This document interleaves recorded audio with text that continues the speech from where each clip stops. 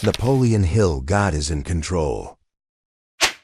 Napoleon Hill, 3 signs God is about to shift everything in your life. What if I told you that the chaos you're living through right now is actually the clearest sign that God is about to give you something big? Sounds crazy, right? But think about it. Doors are closing, people are walking away, plans are falling apart. And deep down, something inside you just knows, this isn't the end. It's a setup. Napoleon Hill believed that breakdowns often come before breakthroughs. And when God is in control, the silence before the miracle can feel like a storm. You're not cursed, you're not forgotten, you're being refined. That pressure you feel, that silence from heaven, it's not rejection, it's redirection. It's the exact moment when spiritual motivation starts to replace emotional noise. This isn't just another video, it's a divine interruption. Because maybe what you're calling a breakdown is actually the beginning of your transformation interior. So if you've been searching for clarity, confirmation, or just one reason to keep holding on, this is it. Stay with me until the end, because this message might explain why you've been going through what you've been going through. And more importantly, it might show you what's about to come next. The refinement process, refined by fire. Ever felt like everything is falling apart at once? Relationships crumble, doors slam shut, your plans vanish into thin air. It's not punishment, it's refinement. When God is about to give you something big, He often starts by stripping away everything that's not aligned with your divine purpose. Napoleon Hill spoke about this as the essential fire that forges a powerful mindset. You're not being destroyed. You're being shaped to carry greater blessings. Think of your life like a fruit tree. Before it bears more fruit, it must be pruned. Those dead branches limiting beliefs, toxic habits, wrong people have to go. This is where the tests of God come in. They look like losses, but they're actually making space for new strength. Look at Joseph. Before he saved a nation, he was sold and forgotten. David was hunted long before he wore the crown. That's not coincidence. That's spiritual motivation in disguise. And once you start recognizing the pruning for what it is, your transformation begins. That layoff? Maybe it's your push toward building that business. That heartbreak? Could be the release you needed to meet your purpose partner. When God is in control, even setbacks are setups. The real question is, will you embrace the cut so you can bloom? Because what comes after this pain leads you straight into a deeper kind of test. Tests build, not break. Most people think tests are meant to crush them. But the truth is, the hardest tests are often the ones that come right before the biggest breakthroughs. When God tests you, He's not trying to break you, He's building your strength, your patience, your trust. Napoleon Hill said adversity carries within it the seed of equal or greater benefit. That's what a powerful mindset is forged in. Fire, not comfort. Ever taken a cold shower in winter? At first, it shocks your system, but the more you do it, the more your body adapts. And that's what life's trials are like. That breakup? It taught you to value emotional maturity. That financial hit? It sharpened your discipline. These are not setbacks, they're tools of divine wisdom. What you're going through is developing your inner strength, stretching your faith and success potential. But you have to flip the focus. Instead of asking, why is this happening to me? Try asking, what's this building in me? When God seems silent, He's actually speaking the loudest through what He allows. Those quiet moments aren't empty, they're loaded with purpose. And if you can sit in that fire long enough to hear the lesson, you'll be ready for the next season of waiting, where timing becomes everything. Perfect timing and seasons of waiting. Waiting can feel like punishment, but it's actually divine alignment.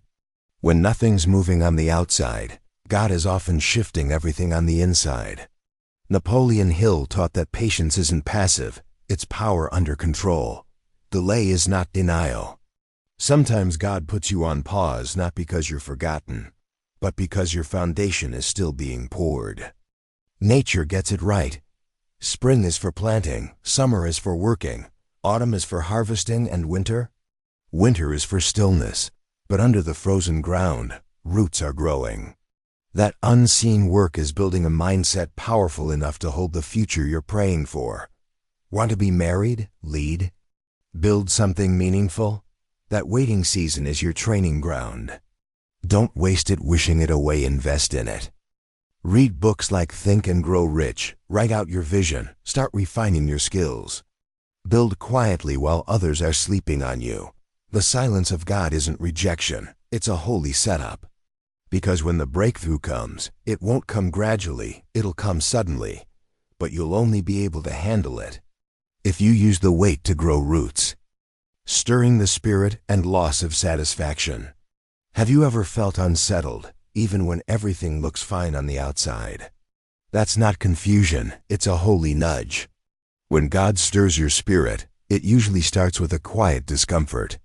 What once thrilled you now feels empty. That's not depression, it's transition. You stop enjoying the job you once prayed for. You outgrow relationships that no longer support your purpose of life. You sense a shift, but you can't explain it. That's how the Spirit of God often speaks. When God speaks, it's not always in thunder, sometimes it's in the restlessness of a Tuesday morning. Here's how you respond. Reflect, don't resist. Journal the changes, pray for clarity. Talk to someone who's been through it. Volunteer somewhere new. Start that business idea you've been sitting on. These stirrings are messages from God, gentle alerts that your purpose is evolving. And once you feel that stirring, the only way forward is through action. Obedience and action. At some point, listening isn't enough, you've got to move. Faith without action is just noise. When God calls, He's not asking for understanding, He's asking for obedience. Napoleon Hill taught that belief must be followed by action, or it dies in theory. You feel the nudge. You sense the calling. Now what? Take one step. Want to serve others? Volunteer 1 hour a week. Feeling pulled toward leadership? Host a small group, speak up, write something bold. Action doesn't require clarity, it creates it. And with each small step, the fog lifts. Miracles rarely meet you in the comfort zone. They show up when you step out, scared but faithful. So if you've been asking for confirmation, this might be it. God is in control, but He honors bold obedience. You don't have to leap, you just have to lean forward. Synthesis and reflection. Let's take a step back and look at the whole picture. What looked like chaos, loss, silence, waiting, frustration wasn't random. It was alignment. When God is in control, nothing is wasted. Napoleon Hill once said that every adversity carries within it a seed of equal or greater benefit. So how do you apply all this? First, embrace the pruning. Then, reframe the tests. Trust the wait. Pay attention to what's stirring inside you. It might not make sense, but it's pointing you toward your purpose of life. Now it's your turn to act. Get a notebook and write down 5 challenges you've faced in the last 2 years. What did you learn from each? What strengths came out of those hard places? What's been stirring in you lately? Then take one step. Because when you move, heaven moves. Reflections and exercises. Picture your life like a puzzle. Every loss, every trial, every unanswered prayer, they're not wasted. They're edge pieces. They frame the big picture. Napoleon Hill taught us that blessings require structure to rest on. Here's what you can do. Write down 5 trials. Next to each one, write what you gained. That's your wisdom. That's how transformation interior starts, by honoring what it built in you. What's been tugging at your spirit? A message from God? A divine push? Take one small action. Then watch what begins to change. Conclusion. So now that you've heard it all, what are you going to do with it? Will you go back to waiting passively? Or will you finally understand that the silence of God isn't punishment, it's preparation? You've just seen how pruning, testing, waiting, stirring, and obedience are all part of one divine pattern. But knowledge alone isn't enough. It's what you do with it that changes everything. Here are 3 powerful steps we talked about. Start here. 3 golden rules. First, write down 5 trials you've faced. Second, name the stirring inside you. Third, take 1 act of obedience. Write down 5 trials you've faced in the last 2 years, and next to each, identify what God may have built in you. Name the stirring inside you, that persistent discomfort, the idea that won't let you go. It might be a message from God. Take 1 act of obedience. It doesn't have to be big. Sign up, reach out, write something. 1 step changes everything. What part of this message hit the deepest? Was it the pruning season, the divine silence, the call to act before you feel ready? Drop it in the comments below. I read every single one. Your story matters, and it might speak life into someone else's breakthrough. Subscribe now and turn on the bell. Every week, I'll be here sharing more from Napoleon Hill's timeless wisdom, spiritual motivation, and the mindset of faith and success.